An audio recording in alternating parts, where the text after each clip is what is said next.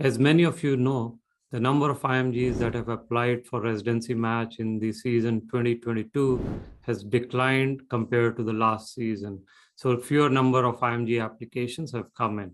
And AMC has released some data as of January 11th, showing the various specialties across the IMG friendly ones where there has been a decline. So today we'll talk about why this decline has happened, what is the actual decline in the various specialties, why this has happened, and what can you expect going forward in the current residency season. So if you want to apply in September 2022 for 2023 match season, what can you expect?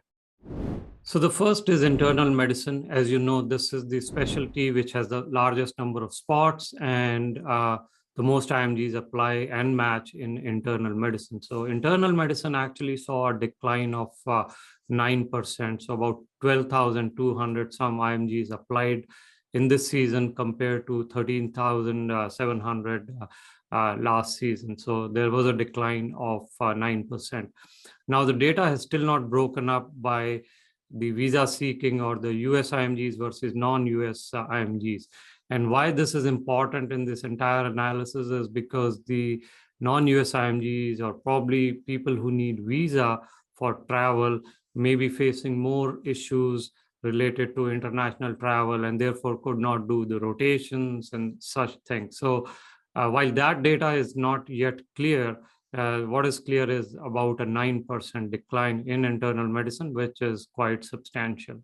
But pediatrics actually saw a much more decline. So from what I can see, about an 18% decline.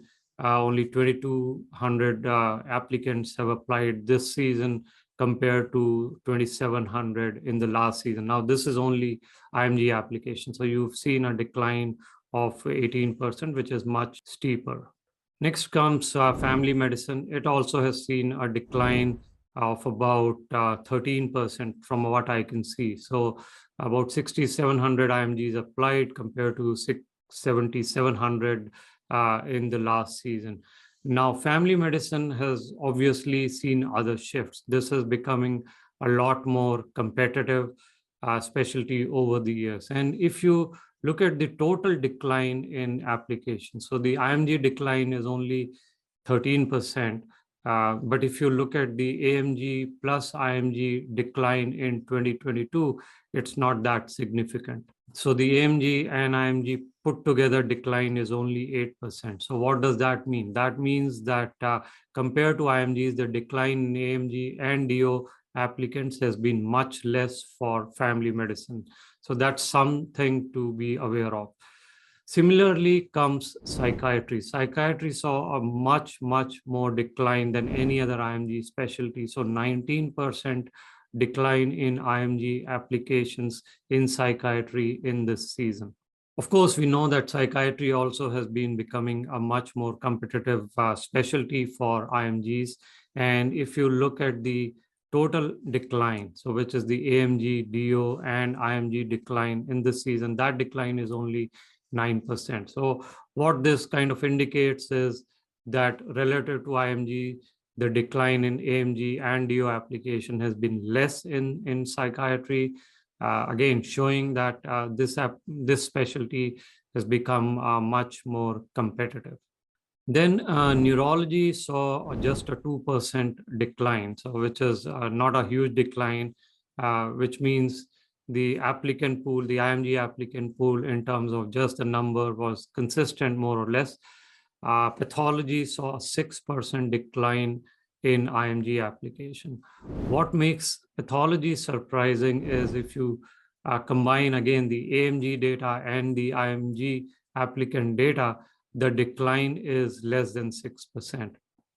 It's actually no decline. So the number of application has no change over last year in pathology, which also gets to show that while the IMG applicants may have declined, overall the AMG and DO have not reduced the applications in this specialty. And the IMG applications, mostly in pathology, tend to be visa seeking. And so you can see that visa-seeking applicants may have applied to less number of programs and overall less applications in pathology. And this entire analysis is available on the AAMC site, and we'll share the link in this video.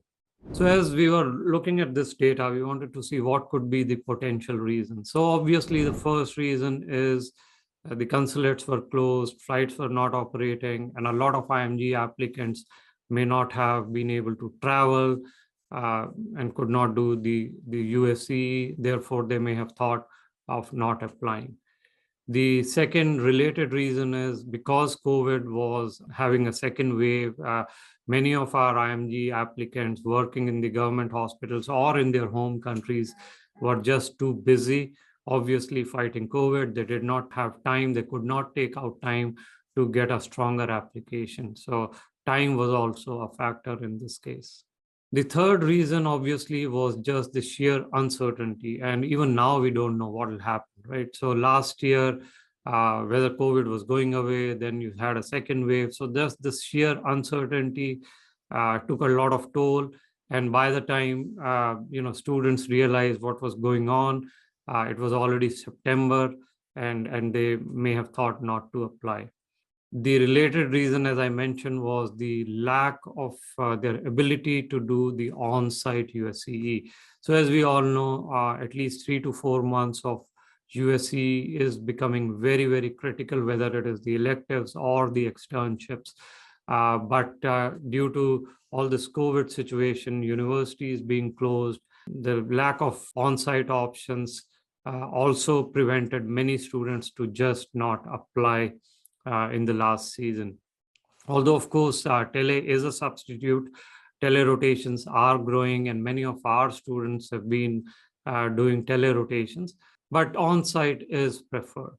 So while tele has been growing, but the reduction in the on-site opportunities may just have compelled many students to postpone the application.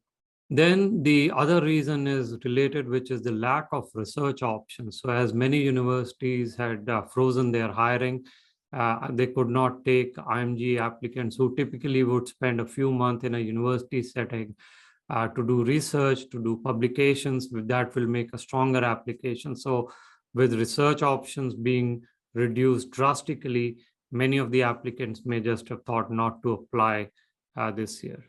The other thing which we realized was the lack of awareness of the travel related aspect. So many of our Sarthi students did get something called the NIE, or the National Interest Exemption. US had opened an exemption criteria where selectively they were allowing students to travel directly to the US.